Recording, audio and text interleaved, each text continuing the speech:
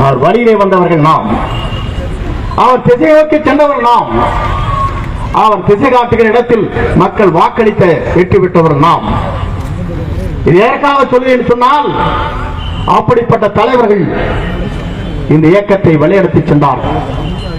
இயக்கத்தை வழிநடத்தி சென்றது மட்டுமல்ல, இந்திய நாட்டின் வரலாற்றில் இன்றைக்கு நம்முடைய தாய் அம்மா என்று அழைக்கிறோம், தாயுடைய சகோதரியை பெரியம்மா என்று அழைக்கிறோம், நம்முடைய தந்தையுடைய சகோதரியாக இருந்தால் அத்தை என்று அழைக்கிறோம். ஆனால் உலகத்திலே வாழ்கிற அத்தனை பேரும் அம்மா என்று அழைக்கக்கூடிய ஒரே தலைவி புரட்சித் தலைவி அம்மா மட்டும்தான். நான் எதற்காக சொல்கிறேன் சொன்னால், தாயுள்ளம் படைத்தவர், மனிதனை மிக்கவர், துன்பத்திலும் துயரத்திலும் இந்த இயக்கத்தை காப்பதற்காக தன்னையை அர்ப்பணித்துக் கொண்டவர். அவர் வாழுகிற காலம் பொற்காலம். புரட்சித் தலைவர் இந்தியா, புரட்சித் தலைவர் அம்மா வாழ்ந்த காலம். அதைத்தான் சில பேர் சொல்வார்கள். கடையேழு வள்ளல்களை சொல்லுகிற போது, தமிழ்நாட்டில் நாம் யாரையும் கடையேழு வள்ளலை கண்டது கிடையாது. வரலாறு படைத்திருக்கிறோம், கேட்டிருக்கிறோம், தெரிந்திருக்கிறோம். ஆனால் கடையேழு வள்ளலை காட்டிலும் வள்ளலாக திறந்தவர் புரட்சித் தலைவர் எம்ஜிஆர். நாம் கண்கூடாக பார்த்தோம். நாம் இது எதற்காக சொல்லுவேன் சொன்னால், இந்த இயக்கத்தை மட்டுமல்ல, உலகத்திலே வாழுகிற அத்தனை பேரும் இன்றைக்கு புரட்சித் தலைவருடைய பிறந்த நாள் நிகழ்ச்சியை நடத்தி கொண்டிருக்கிறார் சொன்னால், அதற்கு காரணமே இதுதான். இங்கே கூட அன்பு சோழர் இங்கே பேசுகிற போது சொன்னார்கள், நம்முடைய கழகத்தின் பொதுச் செயலாளர் எதிர்கட்சி தலைவர் அவர்கள் அவருடைய வேண்டுகோளை ஏற்று இந்த கூட்டம் இங்கே நடைபெற்றுக் கொண்டிருக்கிறது. போன மாதமே நடைபெற வேண்டிய நிகழ்ச்சி இப்போது இங்கே நடைபெற்றுக் கொண்டிருக்கிறது. காரணம், கிழக்கு தொகுதி சட்டமன்ற தொகுதியில் தேர்தல் விதிமுறைகள். இந்த விதிமுறைகளை ஏற்று வேறொரு மாவட்டத்தை மாற்றி இன்று இந்த தேர்தல் இங்கே இருக்கிற புரட்சித்துடைய பிறந்த நாள் நிகழ்ச்சி இங்கே நடைபெற்றுக் கொண்டிருக்கிறது. இதை இங்கே முன்னாலே அவர் குறிப்பிட்டார்.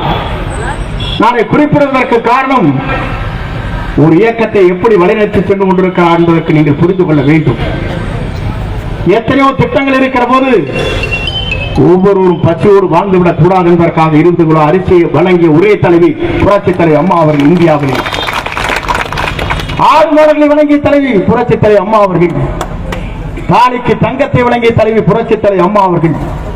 பெண் குழந்தை பிறந்தால் என்ன செய்வது கண்ணீர் சிந்துகிற போது வாய்ப்பு நிதி 50,000 வழங்கிய தலைவி புரட்சித் தலைவி அம்மா அவர்கள். பெண்கள் சுயமாக வாழ வேண்டும் என்பதற்காக திட்டங்களை நிறைவேற்றுவதற்கு 39 லட்சம் பெண்களுக்காக இன்றைக்கு சுயநெறிக்குடன் என்ற திட்டத்தை கொண்டு வந்து வரலாறு படைத்தவர் புரட்சித் தலைவி அம்மா அவர்கள். பெண்கள் சமமாக வாழ வேண்டும் என்பதற்காக காவல்துறையிலே பெண்களை நியமித்தார்கள். வழக்கு மன்றத்திற்கு செல்கிற போது அதிலும் பெண்களுக்காக தனக்கு தனியாக வழக்கு மன்றத்தை உருவாக்கினார்கள். அது மட்டுமல்ல, கமாண்டர் ஆண்களால் தான் முடியுமா, பெண்களாலும் முடியும் என்ற வரலாற்றை தமிழ்நாட்டில் மட்டுமல்ல இந்தியாவிலே உருவாக்கி காட்டியவர் புரட்சித் தலைவி அம்மா அவர்கள். பெண்களுக்காக முன்னுரிமை வழங்கினார். நான் எல்லாம் எதற்காக சொல்கிறேன் சொன்னால், உங்களை போன்றவர்கள் தெரிந்து கொள்ள வேண்டும் என்பதற்காக. புரட்சித் தலைவர் எம்ஜிஆர் இல்லை என்றால், நான் நேற்றைய தினம் ஒரு இடத்திலே பேசுகிற போது, ஒரு மருத்துவர் இடத்திலே பேசுகிற போது, ரங்கசாமி என்பவர், ரங்கநாதன் என்பவர் கோவிலே இருக்கிற மருத்துவமனையிலே நான் சந்தித்தேன். அப்போது சந்திக்கிறவர் அவர் சொன்னார், 1970 நாங்கள் 30 மருத்துவர்கள் அமெரிக்காவுக்கு சென்றோம் என்றார். இப்போது எவ்வளவு பேர் இருக்கிறார் கேட்டார். ஏறத்தாழ எல்லா துறையிலும், சாப்ட்வேர் துறையில இருந்து, மருத்துவ துறையில இருந்து, பொறியாளர் இருந்து, விஞ்ஞானி வரையிலும் 50,000 பேர் இன்றைக்கு தமிழ்நாட்டை சார்ந்தவர் இன்றைக்கு வாழுகிறார் என்று சொன்னார். யார் வித்துட்டார் என்று சொன்னால், புரட்சித் தலைவர் 1980 ஜப்பானுக்கு செல்கிறார். சென்று திரும்புகிறார் அரங்கநாயகத்தோடு. வந்தவுடனே அவர் திட்டத்தை நிறைவேற்றுகிறார். தனியார் பொறியியல் கல்லூரியை கொண்டு வரலாம் என்ற திட்டத்தை நிறைவேற்றுகிறார். அரசால் கொண்டு வர முடியாது. இன்றைக்கு 493 பொறியியல் கல்லூரி இருக்கிறது. 3 லட்சம் மாணவர்கள் படித்துவிட்டு பல்வேறு நாடுகளை பணியாற்றுகிற வாய்ப்பை உருவாக்கி தந்த தலைவர் தான் புரட்சித் தலைவர் என்பதை நீங்கள் மறந்துவிடக் கூடாது. பசியும் தீர்த்தான், இல்லத்தையும் மகிழ்ச்சியோடு வைத்துக் கொண்டார். படிக்கின்ற குழந்தைகளுக்கும் வேலை வாய்ப்பு உருவாக்கி காட்டினார். நான் இதற்காக சொல்லி சொன்னால், இன்னைக்கு படிக்கின்ற குழந்தைகளுக்கு 1000 படிக்க வைத்ததே புரட்சித் தலைவர் எம்ஜிஆர். மறந்துவிடக் கூடாது. இதெல்லாம் எதற்காக சொல்லி சொன்னால், இது வித்திட்டவர் புரட்சித் தலைவர் எம்ஜிஆர். இதற்கு திட்டத்தை தீட்டி வரலாறு படைத்தவர் புரட்சித் தலைவர் அம்மா அவர்கள் 14 உருளி வழங்கினார். இந்திய நாட்டின் வரலாற்றில், தமிழகத்தின் வரலாற்றில் புரட்சித் தலைவர் அம்மாவுடைய திட்டங்களை நீங்கள் கூர்ந்து கவனிக்க வேண்டும். ஒரு காலத்திலே 25 ஆண்டு காலத்திற்கு முன்னாலேயே அத்தானியில் வாழுகிற, அந்தியூரில் வாழுகிற மக்களுக்கு ஒரு குடும்பத்திற்கு ஒரு சைக்கிள் மட்டும்தான் இருக்கும். பள்ளிக்கு செல்கிற குழந்தைகள் கேட்கின்ற போது தாய் தந்தையிடத்திலே கண்ணீர் சிந்தி நான் 10 கிலோமீட்டர் நடந்து வருகிறேன், எனக்கு சைக்கிள் வாங்கித்தார் என்று கேட்டால் அப்போது தாயும் தந்தையும் 2000 ரூபாய் கடன் இருக்கிறது, இடையே கட்ட முடியவில்லை, பணம் கிடைக்கட்டும் நான் கொடுக்கிறேன். எந்த தாய் தந்தையிடத்திலே பெண்ணும் அந்த மாணவ மாணவிகளும் சென்று சைக்கிள் வாங்கி தாருங்கள் என்ற வரலாற்றை மாற்றி அம்மா கொடுத்த சைக்கிளை தாருங்கள் நான் ஓட்டி பார்க்க என்று அப்பாவை மாற்றி காட்டிய வரலாறு என்பது நீங்கள் மறந்துவிடக்கூடாது. இதெல்லாம் எதற்காக சொல்லி சொன்னால், வளர்ந்து வருகிற விஞ்ஞான உலகம், உலகத்தில் ஐடி இங்க இருக்கிற படிக்கிற மாணவர்கள் லேப்டாப் 12,000, 5,17,000 பேருக்கு வழங்கினார்கள். இந்தியாவிலே இறுதி வரை, நம்முடைய ஆட்சி நிறைவு வரை 53,72,000 பேருக்கு மடிக்கணினி வழங்கிய வரலாறு இந்தியாவிலே தமிழ்நாட்டில் மட்டும்தான் நடைபெற்றது. இன்னைக்கு 10,000 கொடுத்து சரி பண்ணிட்டு இருக்கிறீங்க. 7 லட்சம் பேருக்கு 12,000 ரூபாய், 5,17,000 பேர்கள். மறந்துவிடக் கூடாது. திட்டங்கள் எப்படி சென்று கொண்டிருக்கிறது என்பதை நீங்கள் கூர்ந்து கவனிக்க வேண்டும்.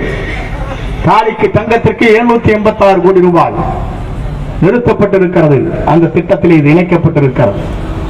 இதெல்லாம் எதற்காக சொல்லி சொன்னால், நீங்கள் சரியாக புரிந்து கொள்ள வேண்டும். தேர்தல் அறிக்கையிலே நாம் கொடுத்தது, நாம் 1500 கொடுக்கிறோம் என்றோம். 1000க்கு நீங்களா ஓட்டு போட்டாங்க பல பேர். இங்கே வெங்கடாஜன் ஜெயிச்சிட்டார், இப்ப திருப்பதியில் இருக்கிறார். மலையே நான் எதற்காக சொல்லி சொன்னால், இந்த தொகுதியில் பெரியசாமி என்பவர் யார் என்று கூட தெரியாது. தமிழ்ச்செல்வி இங்க இருக்கிறார். அப்பா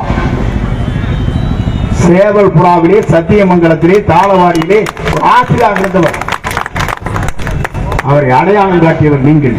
சேவல் புறாவிலே இந்த தொகுதி ஒரு நாளும் தோல்வி என்பதை அந்தியூர் வரலாற்றை இல்லை, வரலாறு படைக்கப்பட்டது அந்தியூர். ஆகவே நான் சொல்லுகிறேன், நாம் கவனமாக இருக்க வேண்டிய நேரம், காலத்தை சுரண்டு பணியாற்றுகிற நேரம். நான் இன்றைக்கு குறிப்பிட விரும்புகிறேன், என்னை பொறுத்தவரையும் தொண்டனாக இருந்த இயக்கத்திற்கு பணியாற்ற தயாராக இருக்கிறேன். மறந்துவிடக் கூடாது. தொண்டரோடு தொண்டர் இந்த பணியாற்றுவேன். இயக்கத்தை சரியான முறையில் 2026 ஆட்சி கட்டளை அமர்வதற்கு, திராவிட முன்னேற்ற கழகம் செய்கின்ற தவறுகளை சுட்டிக்காட்டி இயக்கத்தை மீண்டும் வலிமையோடு உருவாக்குவதற்கு நீங்கள் அத்தனை பேரும் ஒத்துழைப்பை நல்க வேண்டும் என்று உங்கள் பொறுப்பாளர்களை வேண்டும் என்று கேட்டு விடைபெறுகிறேன். நன்றி, வணக்கம்.